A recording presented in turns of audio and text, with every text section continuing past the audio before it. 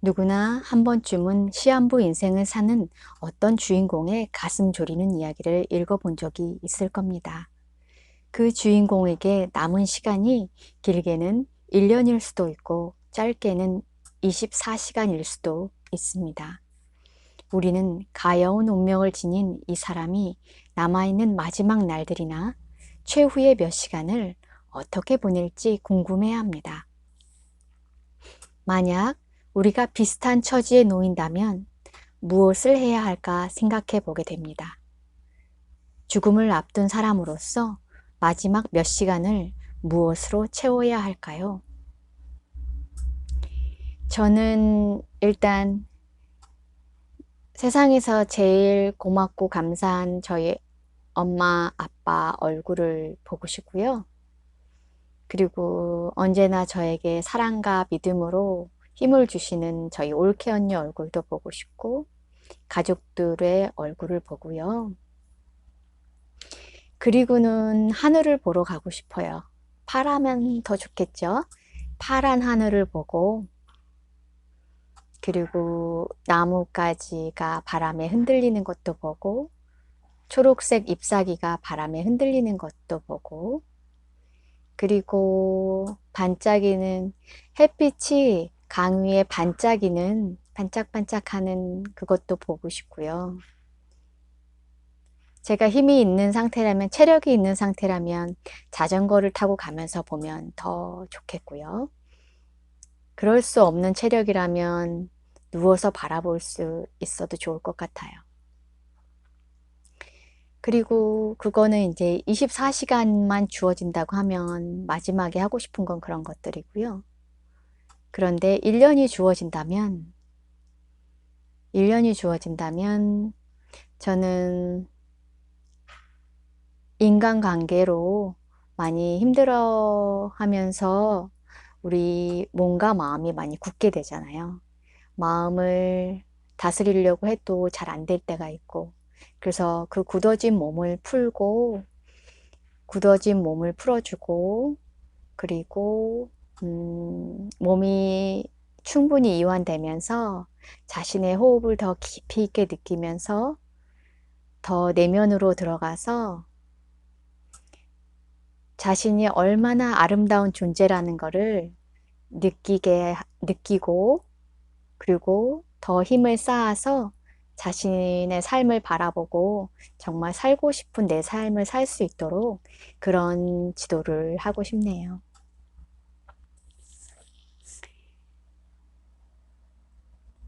죽음을 앞둔 사람으로서 마지막 몇 시간을 무엇으로 채워야 할까요? 그런 마음가짐으로 산다면 삶이 얼마나 소중한지 절실하게 깨닫게 될 테니까요. 우리는 날마다 온화한 마음으로 활기차게 그리고 뜨겁게 감사하는 마음으로 살아야 합니다. 하지만 앞으로 수많은 날들이, 달들이, 그리고 숱한 해가 펼쳐져 있다고 여긴 나머지 감사하는 마음을 곧잘 잊어버립니다. 대부분 살아있는 것을 당연한 것으로 여깁니다.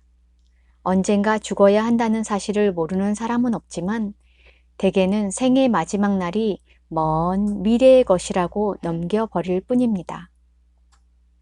한창 건강할 때 죽음을 상상하기란 어려운 일이죠. 우리는 죽음을 생각하는 일이 별로 없습니다. 수많은 날들이 끝없이 펼쳐져 있다고 생각합니다.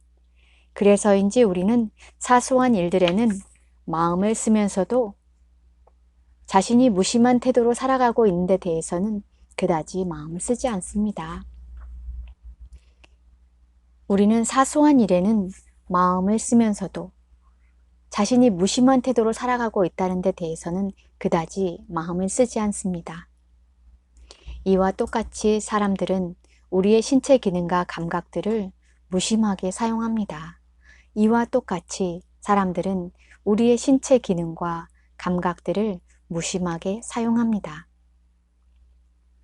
들을 수 있다는 것이 얼마나 고마운 것인지를 오직 청각 장애인만이 알며 볼 수 있다는 것이 얼마나 큰 축복인지 시각장애인만이 깨닫습니다. 어른이 되고 나서 시력과 청력을 잃은 사람들이 특히 더 그 소중함을 깨닫습니다.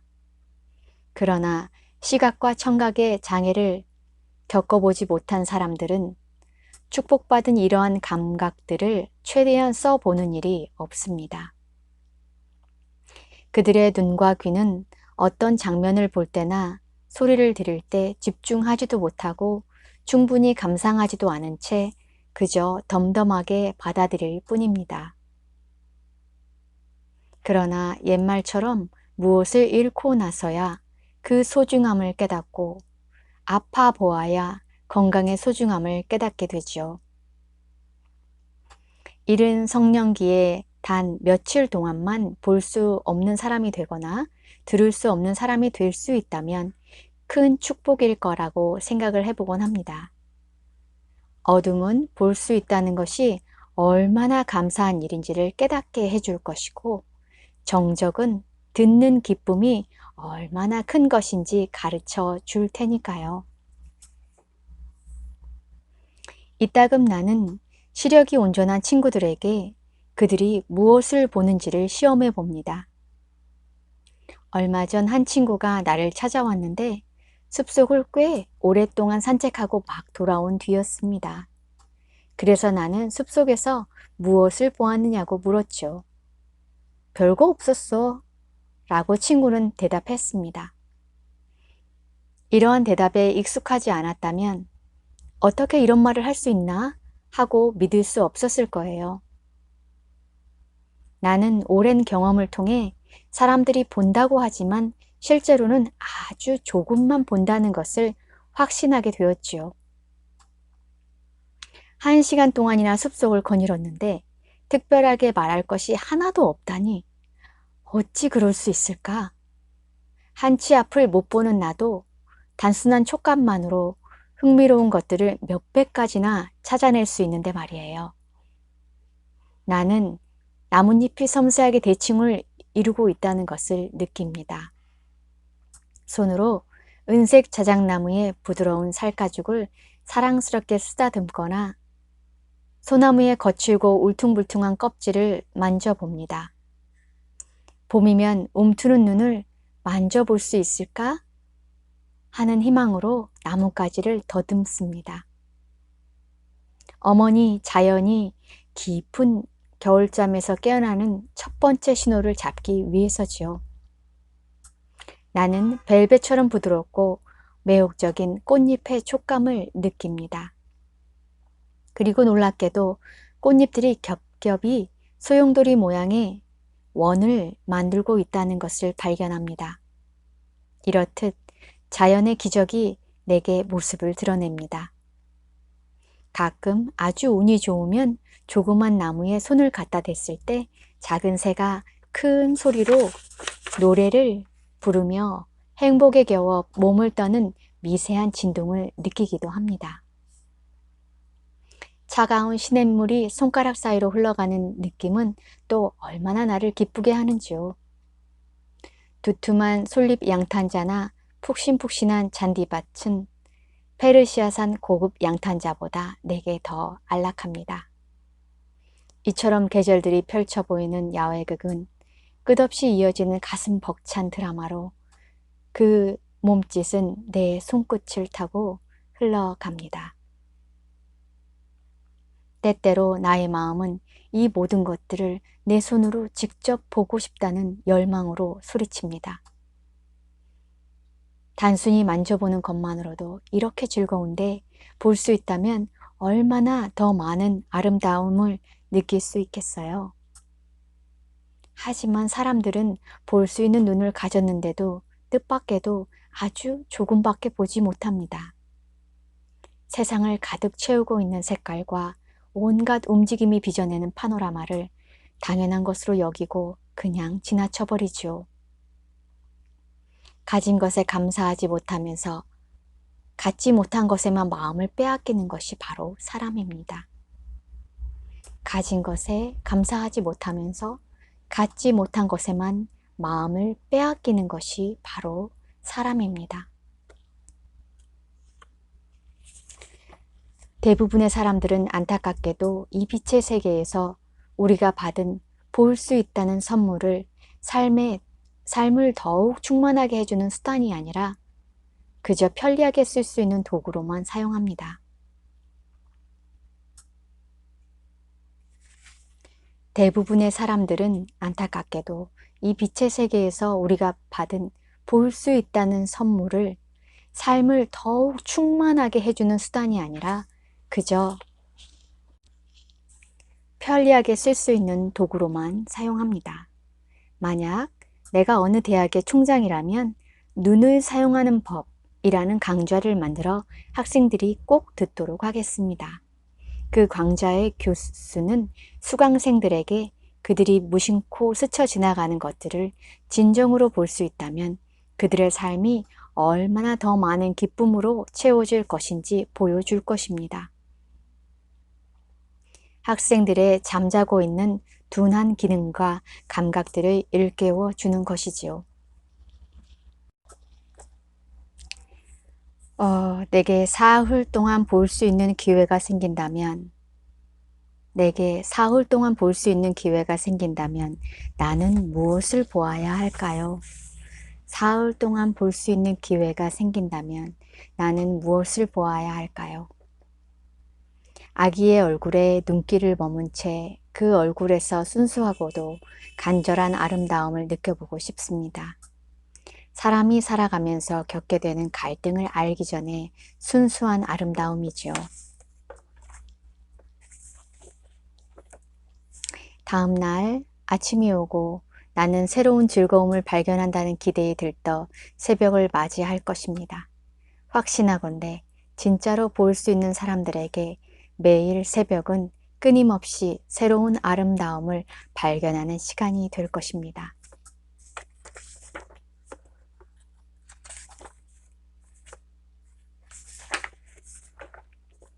마침내 자정이 되고 시각장애 상태를 잠시 벗어날 수 있었던 짧은 기간은 끝나버리고 맙니다.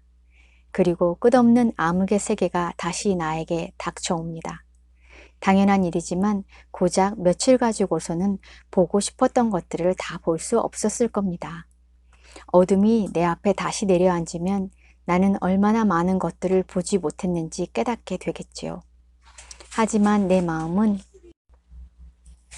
찬란한 기억들로 가득 차서 아쉬워할 새가 없을 겁니다. 내 마음은 찬란한 기억들로 가득 차서 아쉬워할 새가 없을 겁니다.